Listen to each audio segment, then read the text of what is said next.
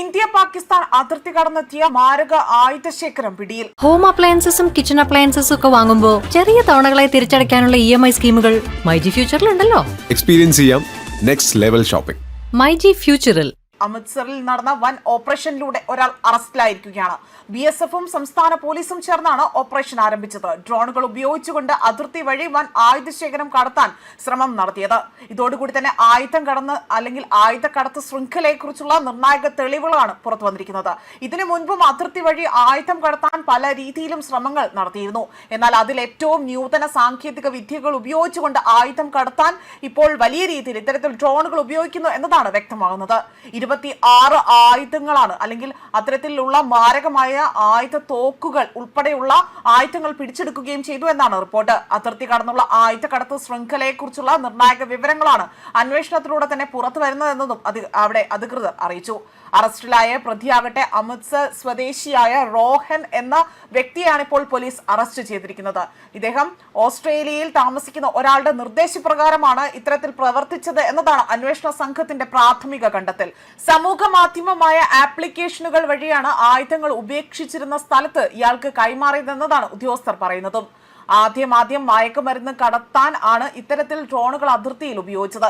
എന്നാൽ ഇപ്പോൾ ഇത്തരത്തിൽ ആയുധങ്ങൾ കടത്തുകയും അതിൽ വലിയ ശ്രമങ്ങൾ നടക്കുകയും ചെയ്ത വിവരങ്ങൾ പുറത്തുവരികയും ഇവർ ഇന്ത്യയിൽ മറ്റൊരു ആക്രമണം നടത്താൻ വേണ്ടിയാണോ ഇത്തരത്തിൽ ആയുധങ്ങൾ കടത്തിയതെന്ന വലിയൊരു സംശയമാണ് ഇപ്പോൾ ഇവിടെ നിലനിൽക്കുന്നത്. അതുപോലെ തന്നെ അമൃത്സറിലെ ഇന്ത്യ പാകിസ്ഥാൻ അന്താരാഷ്ട്ര അതിർത്തിക്ക് സമീപത്തുള്ള ബോർഡർ ഔട്ട് പോസ്റ്റ് ഷഹ്പൂർ മേലയിലായിരുന്നു നിർണായക നീക്കങ്ങൾ നടന്നത്.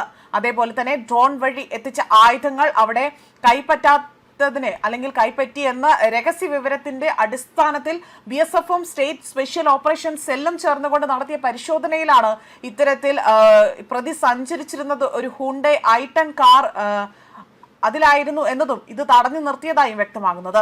വാഹന പരിശോധനയ്ക്കിടയിലാണ് ഒരു AK-47 റൈഫിലും 25 പിസ്റ്റലുകളും കണ്ടെത്തിയിരിക്കുന്നത്. 9mm 30 ബോർ വിഭാഗത്തിൽപ്പെട്ട സ്റ്റാർമാർക്ക്, ഗ്ലോക്ക്, സിനാഗ, ടോക്ക് എന്നിവർ തുടങ്ങിയ നിർമ്മാതാക്കളുടെ ആയുധങ്ങളാണ് ഇവിടെ പിടിച്ചെടുത്തിരിക്കുന്നത് എന്നതാണ് പോലീസ് അറിയിച്ചിരിക്കുന്നത്. ഇതിനോടൊപ്പം തന്നെ 368 തത്സമയ വെടിയുണ്ടകളും 48 മഗനീസുകളും സുരക്ഷാ സേനയുടെ കൈവശമെത്തിയിട്ടുണ്ട്.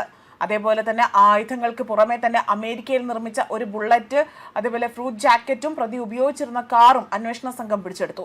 ഈ ആയുധങ്ങൾ രാജ്യത്തിനകത്തെ മറ്റ് ആളുകൾക്ക് കൈമാറുന്നതിനുള്ള പ്രാഥമിക കണ്ണിയായാണ് പ്രതി പ്രവർത്തിച്ചത് എന്നതാണ് അന്വേഷണത്തിന്റെ നിലവിലെ നിഗമനം.